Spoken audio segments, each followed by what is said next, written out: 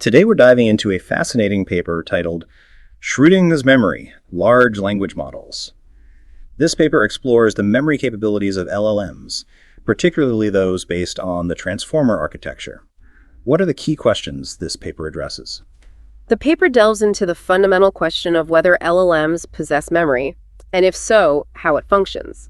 It challenges the traditional view of memory as a static storage system and proposes a new understanding of memory as a dynamic process of fitting inputs to outputs. That's a very different perspective on memory.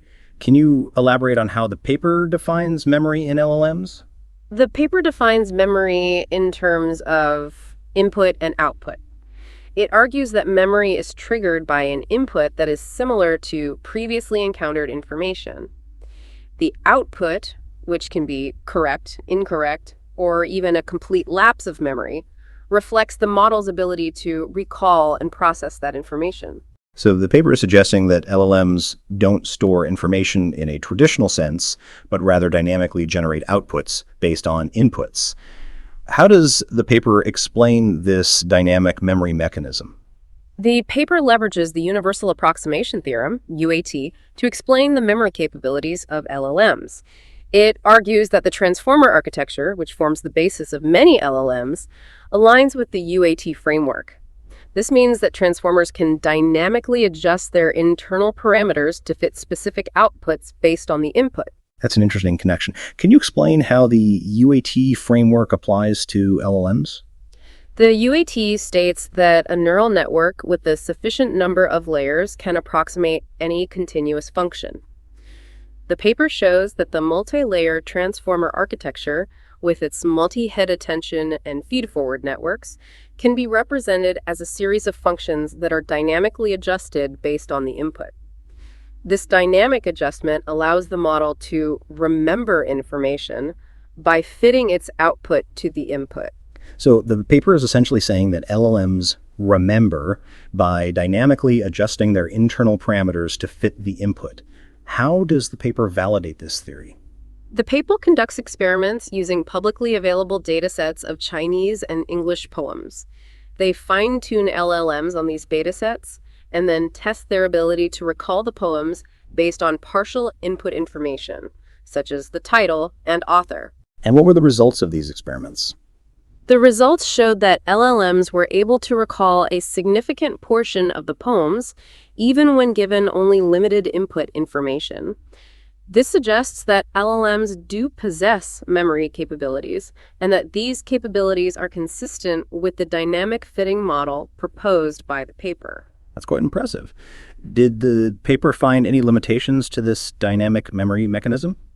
The paper found that the length of the input text had a significant impact on the model's ability to recall information. Longer texts were more difficult for the models to remember, suggesting that there are limits to the dynamic fitting process. That makes sense. So the paper is arguing that LLMs have a dynamic memory mechanism that is similar to human memory. How does the paper compare the memory capabilities of LLMs and humans? The paper argues that both LLMs and the human brain function as dynamic models that fit inputs to outputs. It suggests that the human brain may be a more advanced version of this dynamic model, but the underlying mechanisms are the same. That's a bold claim.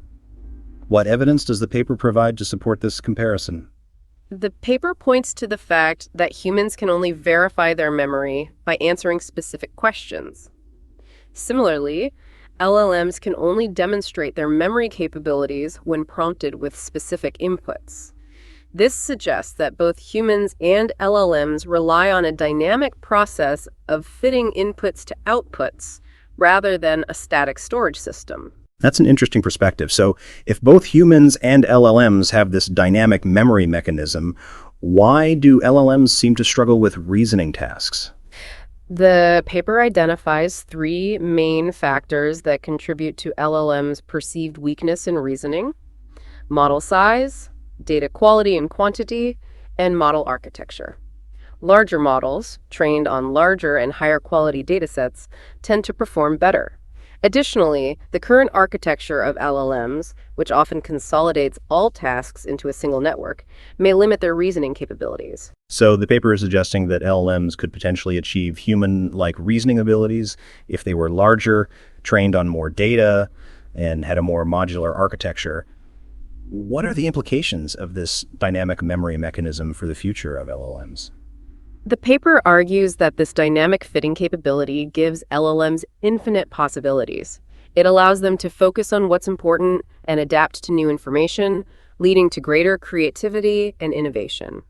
This suggests that LLMs have the potential to become even more powerful and versatile in the future. So the paper is suggesting that LLMs are not just static information storage systems, but rather dynamic models that can learn and adapt. This is a significant shift in our understanding of LLMs. What are the next steps in this research? The paper calls for further research into the dynamic memory mechanism of LLMs, particularly in the areas of model size, data quality and quantity, and model architecture. It also suggests exploring the potential of LLMs for tasks that require reasoning and creativity. This was a very insightful discussion on the memory capabilities of LLMs. Thank you for sharing your expertise.